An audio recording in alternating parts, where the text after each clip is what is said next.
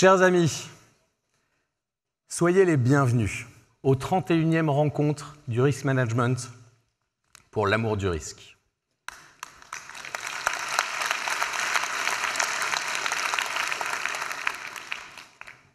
Alors, tout le monde parle d'intelligence artificielle. Et on a développé notre IA aussi.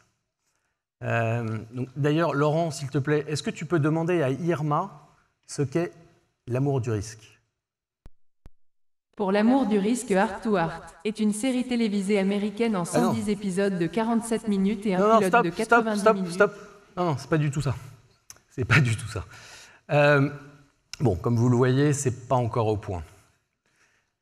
Je vous propose donc plutôt d'utiliser notre intelligence collective. Alors, l'amour du risque, l'amour, aimer. Aimer, c'est s'apprécier, se passionner, mais aussi s'impliquer, comme nous, risk managers. Quelque part, nous sommes des forgerons. Le forgeron qui évoque robustesse et maîtrise.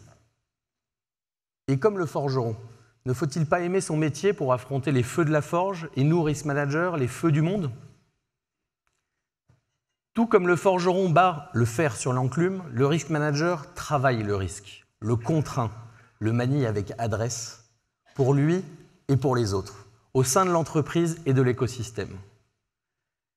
Et chaque coup de marteau sur l'enclume est un choix stratégique, une action opérationnelle qui vise à transformer le risque. La fréquence et la force de ces impacts doivent être dosées, empreintes d'un savoir-faire acquis, y compris auprès de ses pairs. Ce forgeron de l'anticipation, de l'adaptation, doit aussi saisir la température du risque, appréhender sa nature changeante, choisir quand et comment le courber au dessein de l'entreprise. À l'instar d'un métal 1000 fois martelé, chauffé, poli, le risque, sous les coups réfléchis et habiles du risk manager et des parties prenantes, se métamorphose et il devient une opportunité façonnée. Ainsi, tel le forgeron donnant forme à l'acier, le risk manager scrute l'aléa pour aider à mieux sculpter le futur. Nous sommes les forgerons du risque. Et l'amour du risque réside dans cet équilibre entre la robustesse et l'agilité. Alors pour ceux qui auraient perdu un peu de cet amour du risque, s'il vous plaît, profitez de ces rencontres pour raviver la flamme. Car l'amour du risque est en partage, parce qu'il porte l'engagement pour une entreprise toujours plus responsable. C'est un engagement pour le bien commun.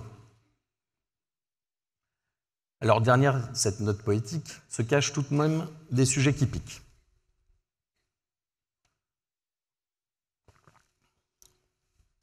Les polices d'assurance, entre l'enclume et le marteau, mais avec peu de cohérence d'ensemble dans les politiques de souscription des acteurs du marché. Entre réduction des expositions, regain d'appétit sur quelques lignes, ce chaud et froid n'est pas vraiment le reflet de nos politiques de prévention. Il y a comme un souci d'alignement, que révèle fort bien le dernier état du marché de l'AMRAE. Alors, si sur certaines lignes la prudence est compréhensible, c'est cependant à une vision plus large qu'il faut s'attacher, car les primes et les couvertures ne doivent être que le résultat du dialogue entre assurés, courtiers et marché. Et il est parfois déconcertant. Un rapide exemple. L'ESG qui est devenu une marotte. Et pourtant, le secteur des énergies renouvelables peine à s'assurer. L'objectif de résilience et de durabilité doit être partagé. Sinon, il perd de sa perspective. Alors, changement climatique, cyber, même les débris spatiaux se sont invités dans nos cartographies. Ces points de bascule du risque, sur lesquels le rapport 2023 de l'Université des Nations Unies sur les risques catastrophiques interconnectés nous alertent et font craindre notamment une incertitude assurantielle.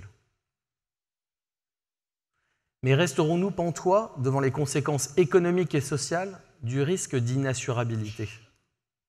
Bien, l'AMRAE anticipe depuis plusieurs années déjà. Et les captifs sont un début de réponse. Et parce que nous sommes conscients que chacun doit prendre sa part, nous poursuivons l'action pour que ce système vertueux d'auto-assurance, en complément du marché, puisse bénéficier à l'ensemble des entreprises. Alors je voudrais revenir sur une nouveauté de taille. Interrogé en 2014 par le journal The Independent, l'astrophysicien Stephen Hawking déclara « Créer une intelligence artificielle serait le plus grand événement de l'histoire humaine ». Précisa toutefois, malheureusement, ce pourrait être le dernier, à moins que nous découvrions comment éviter les risques. Eh bien, 10 ans plus tard, il nous faut collectivement réfléchir à comment les éviter. Avec le développement du numérique, on a parlé de révolution. Avec l'IA, il s'agit sans doute d'un changement encore plus radical pour l'industrie, l'économie, la santé ou encore l'enseignement. Se profile un changement de société de l'ordre de ce qui fut vécu quand l'électricité est arrivée. Alors, quels impacts sur nos organisations ?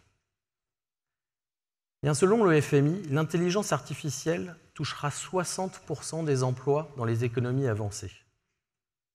Le risque capital humain se retrouve notamment en première ligne.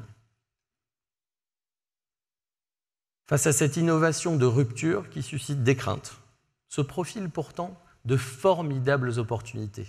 Opportunités de mieux faire, d'agir plus vite en associant des connaissances éparses. Un enjeu, assurément. Et preuve en est la rapidité avec laquelle l'Europe a réagi en votant en décembre dernier l'IA Act. Il faut donc que nous menions une véritable revue des risques, identifiant les majeurs et les intolérables. Il faut établir un contrôle humain. Ce contrôle humain pour prévenir une forme de déshumanisation de certaines activités et garantir un usage éthique. Alors, posons la question simplement. L'IA a-t-elle une chance ? Est-elle une chance, pardon ? Pour répondre à cette question, Anne vous a préparé une petite surprise à ce sujet qui sera présentée tout à l'heure. Alors, notre rôle n'est pas d'être des experts en IA, mais d'apporter une méthodologie rigoureuse pour évaluer à la fois les risques et les opportunités qu'elle représente. Nous devons travailler en étroite collaboration avec les départements opérationnels, stratégiques, innovation et juridiques pour assurer une compréhension globale de l'IA et de tous ses impacts potentiels.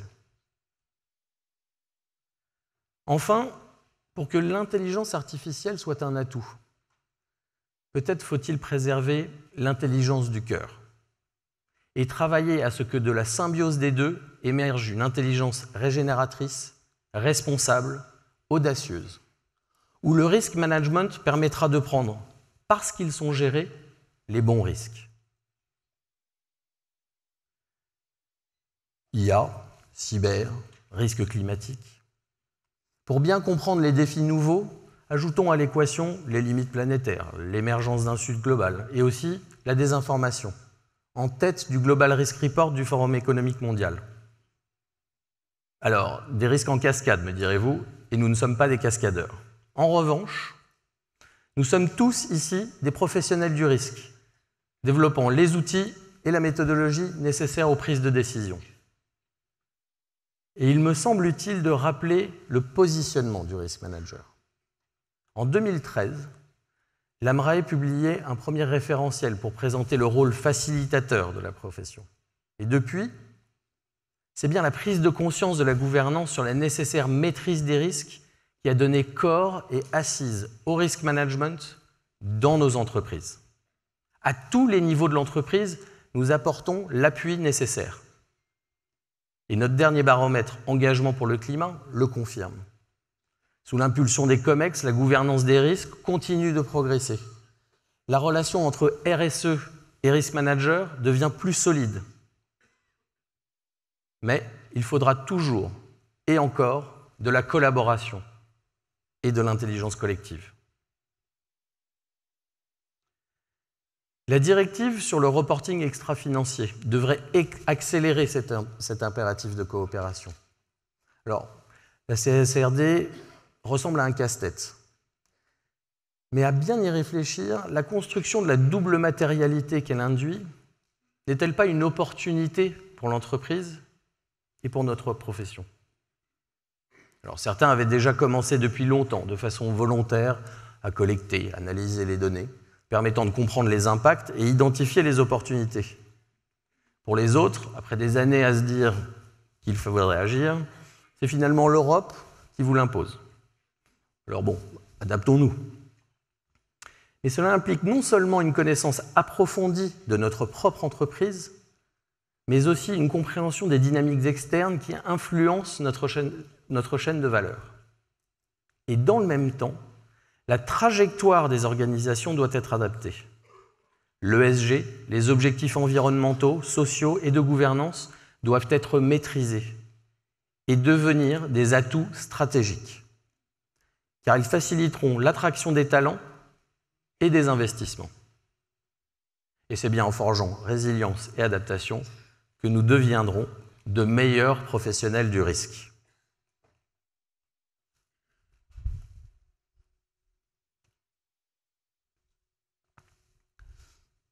Alors, ce n'est pas faire preuve d'un militantisme daté que d'évoquer l'impact de l'actionnariat sur la stratégie de l'entreprise. Le principe d'un capitalisme responsable est bien ce que porte cet élan refondateur qui invite non pas à récuser notre modèle économique, mais à le réinventer, à l'adapter, à le régénérer. Et cette double matérialité, chers amis, est sans doute l'occasion de donner davantage d'envergure à l'investissement à impact, qui soutiendra une transformation vertueuse de nos modèles. D'une certaine manière, nous assistons à une bascule philosophique, question environnementale, respect des droits humains et sociaux, une gouvernance responsable. Et près de 300 ans après le contrat social pensé par Jean-Jacques Rousseau, celui-ci trouve une résonance inattendue, pour le meilleur du risque. Dans nos écosystèmes ultra connectés, il est une dynamique qui donne de la consistance, de la valeur et de la pérennité aux opportunités. Les parties prenantes, qu'elles soient internes ou externes, elles jouent un rôle crucial. Et c'est ici que l'intelligence du cœur fait d'une certaine manière contrepoids à l'intelligence artificielle. En plaçant l'humain au centre de nos décisions, nous créons des entreprises plus éthiques, à l'écoute de leurs collaborateurs et de leur environnement, mais aussi ouvertes aux idées nouvelles. À l'heure où l'attraction et la rétention des talents devient complexe, cette écoute renouvelée, élargie, offre l'opportunité de susciter l'engagement de notre jeunesse. La jeunesse, bien plus qu'une partie prenante. C'est la partition magnifique du futur. Et la culture du risque est l'indispensable richesse à transmettre pour que la compréhension des enjeux soit un socle commun entre les générations. Nous devons avoir l'obsession de sa transmission. L'amour du risque, c'est aussi avoir le courage d'affronter l'inconfort, de prendre des décisions qui peuvent ne pas être populaires, mais nécessaires. Cesser ou relocaliser une production, changer un processus, une méthode, c'est prendre des risques.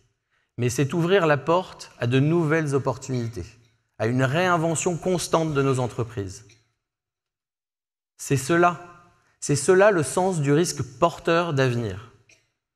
Et il nous faudra le courage d'accueillir une pensée innovante qui ne se satisfait ni de l'à peu près, ni de la redite. L'époque, chers amis, nous invite à nous engager. Et le risque n'est donc pas un ennemi à vaincre, mais un allié à comprendre. L'aimer, l'appréhender, c'est mieux se protéger. Et l'amour du risque devient alors un moteur d'innovation, un appel à l'audace soutenu par une analyse fine de la marche du monde qui impacte directement nos organisations. Avec près de la moitié de la population mondiale qui cette année se rendra aux urnes, et avec les conflits en cours, le risque politique s'intensifie. Et en bon forgeron, il nous faut anticiper les étincelles, telles que la cyberdélinquance, la fraude ou la désinformation. Oui, il faudra donc oser le risque, Oser le risque dont la maîtrise est une véritable force de progrès.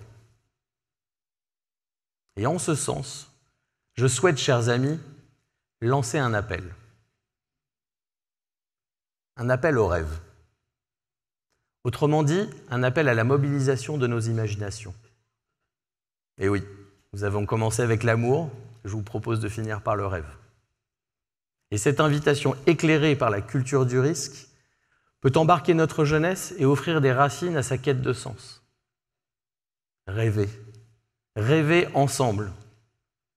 C'est faire entreprise commune. Guillaume Apollinaire a dit « Le rêve est la meilleure chose qui soit au monde, car c'est grâce à lui que nous avançons dans le réel. » Et ce réel, il a été travaillé par le Conseil scientifique permanent, par le pôle scientifique et tous les membres de l'AMRAE, des dizaines d'ateliers conférences, les formations, ainsi que les plénières de ces 31e rencontres sont l'occasion de l'approfondir. Et à tous, j'adresse mes remerciements à votre formidable investissement. Car tous ici, tous, vous incarnez l'amour du risque. Je déclare ouvertes les 31e rencontres du Risk Management.